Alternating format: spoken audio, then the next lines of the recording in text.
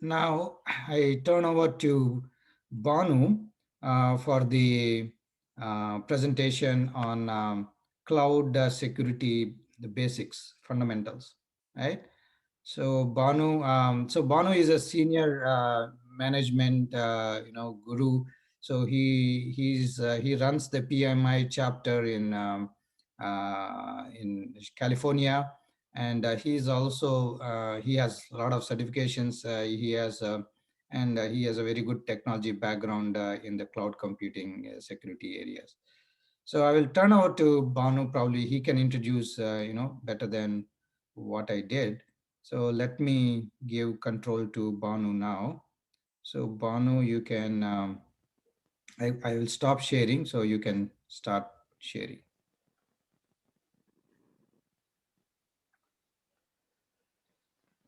So thank you all. I hope you can see my screen. Yes. Okay. So as Suresh has said, I will try to share some very high level fundamentals on this cloud security. In the interest of time, I think it will be a sort of a breeze through session. So bear with me on that. Again, the intent is not to cover all the slides. And if you have any question, you can, as Suresh has pointed out, you can put it in the chat and then we will try to answer that question. If not, we'll take it as a parking lot item and get back to you. And thank you, Suresh and team, for organizing this and getting me the TOGAF certified and then DPBOK certified. Certainly, I feel that, and I attested also on LinkedIn, your training methods and the way you take care of the participants is really exemplary. Thank you for doing that and keep doing it. Don't stop it. With that, let me start sharing my screen. So this is the quote that really I am fascinated by this. When you change the way you look at things, the things you look at change. This means that whatever situation that we are being forced into, instead of seeing that with a negative mindset, if we can bring the positivity and look at that situation, suddenly we feel part of it. So we become the change agents. That is how you keep learning and you demonstrate that you are really up for the change. Briefly about me, those people who are Indians in this participants list, you can see the type right photograph. The person who is looking at whatever I'm pretending to do in DRDO, Defense Research Development Organization, where we fly ICBM missiles, is none other than Dr. APJ Abdul Kalam, who was the chief at that time for DRDO. Later on, he went on to become the president of India. I don't want to go through this slide. This is briefly about me, and I've got a lot of passion for teaching. That's why I teach in 2 universities, security, privacy, compliance course, and 3 project management courses. I also teach PMP bootcamp, PMI ACP bootcamp, and I go to some universities as a visiting professor to give lectures on project management. And of course, I do hike every week, Mission Peak in Fremont, California. So we'll get with some basic definitions here. What is cloud computing? As according to the NIST, is a on-demand service model for IT provisioning. When you say IT provisioning, it contains everything. That's what we will be seeing, the types of clouds. It is primarily based on virtualization and distributed computing technologies. That means the load is automatically taken care. So at no point in time, you will be starved of resources, whether it is network, compute, or storage. This is also based on the shared responsibility model. That means there is an equal responsibility for the cloud provider and the cloud customer. So you just cannot say that since I moved to cloud, I don't have any accountability or any responsibility.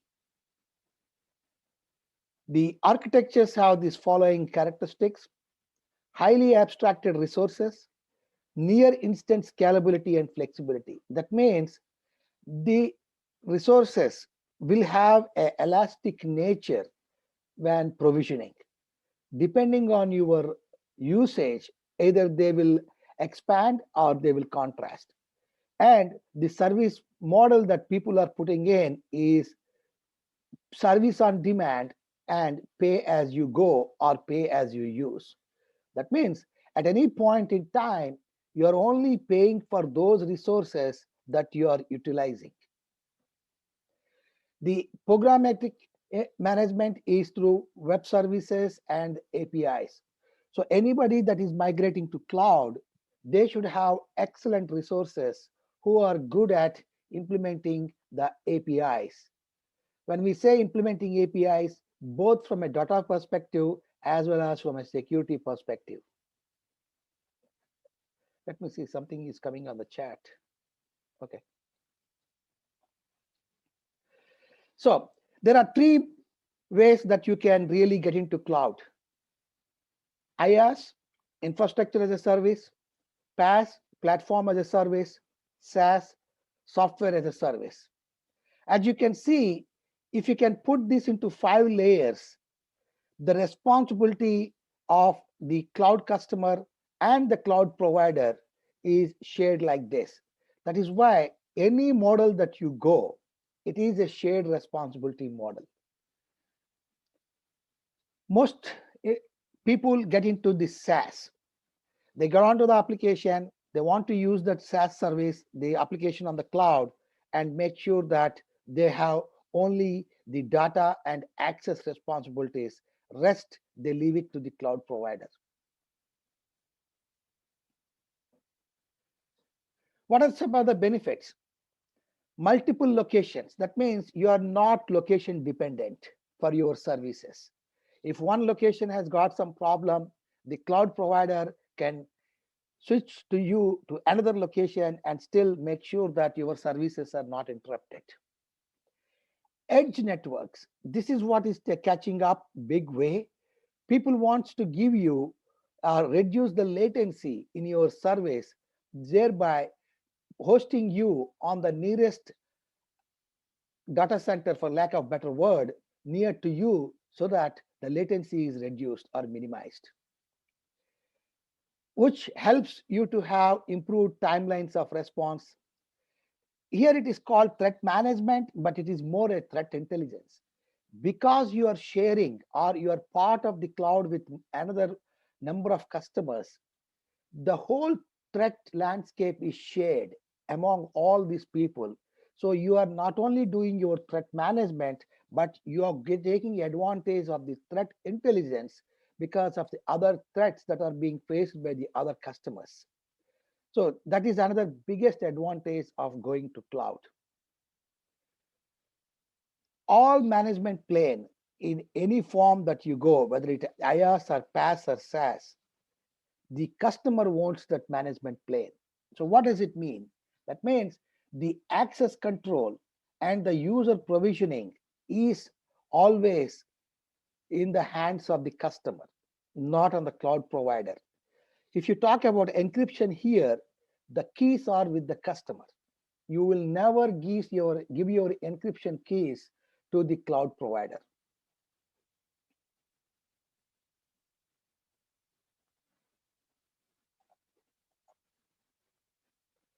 So this is called the cloud computing threats or the treacherous 12. Number one is data breaches. Because the cloud provider is hosting multiple customers, the multi-tenancy, there is a high chance that there may be a breach, one customer getting into the other customer's data. Insufficient identity, credential, and access management.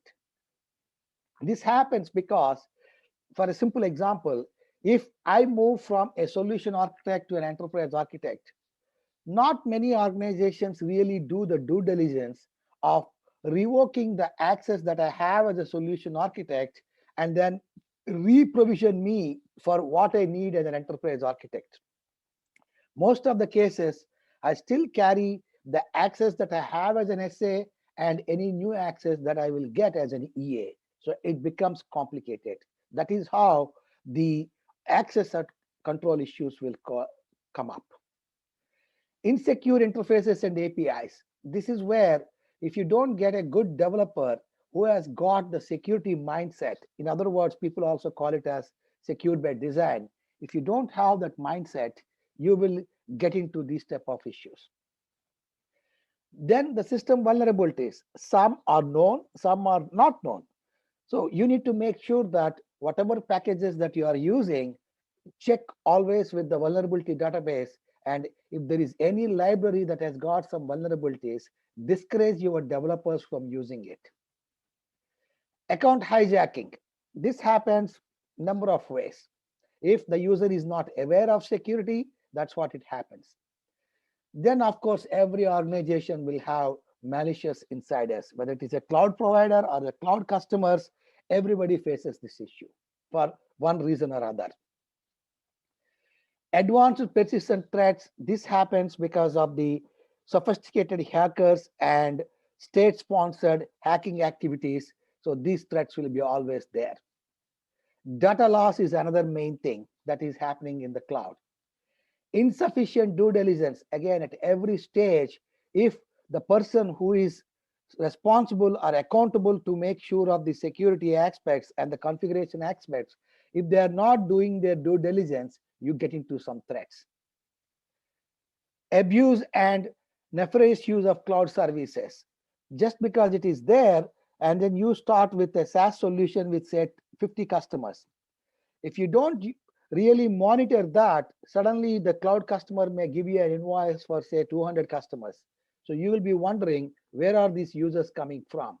Because you are not making the shared technology vulnerabilities. Again, check the vulnerability database before you use any technology in your applications. So there is a question here. How do you trace a vulnerability in a compiled code? Our developer training is the only source, only solution.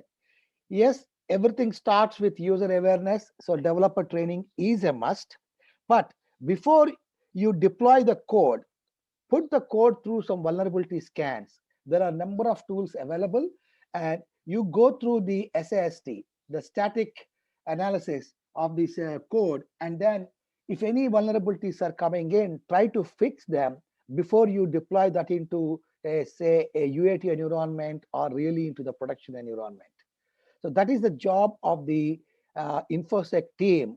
At my organization, we have the InfoSec team who takes care of these vulnerability scans of all the applications before they are deployed. Hope that answered the question. So what are some of the risks? Vendor lock-in. So once you are going with a cloud provider, if the cloud provider is not really good at interoperability and portability, you may be stuck with that particular vendor. So you don't even know whether they are really capable of providing the services or not. Then the other risk is when the cloud provider is acquired by someone else, will they honor the same contracts, or will they allow you to move to another provider? Isolation failures, data leakage. Again, we saw that. The last two things are DDoS and DDoS. Distributed denial of service and economic denial of service.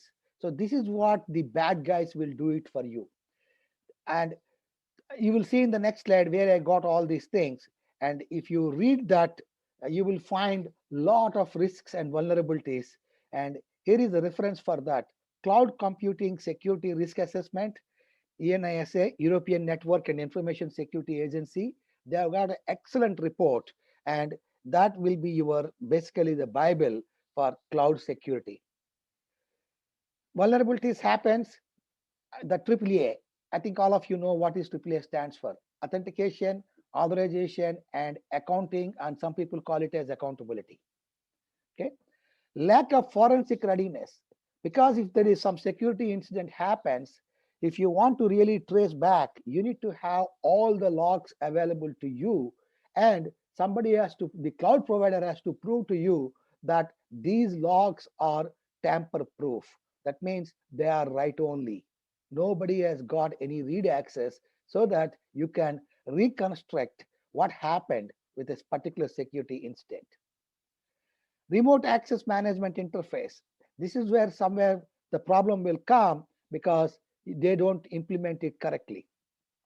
Of course, I think you know the hypervisor concept, because everything is based on virtualization. And the last one is, which I listed here from a number of things, is poor key management.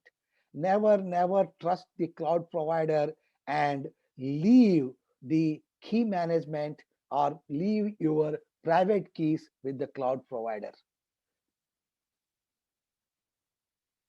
So that's what I'll put down here for this brief 10-15 minutes overview of what is cloud security. Any questions? Yes, Veracode will help. Definitely, Veracode is one of the very highly used security software out there for vulnerability scan and application security. Yeah, definitely. Any questions? There is one more question, Banu, from Sridhar. What are the security concerns in a case solution package hosted on more than one container instance? Are they supposed to be integrated? By definition, right, they are all independent. When you are deploying a container is a self-sufficient unit of code, for lack of better word, which can execute on its own. So what we do is, when we are deploying the containers, we do the vulnerability scans just before the deployment. So that's where we make sure that these containers are what you call, look for all the security aspects before we deploy that. Okay. Anyone else? Any other questions? I hope, Sridhar, I stayed on time. Okay. Thank you, Banu.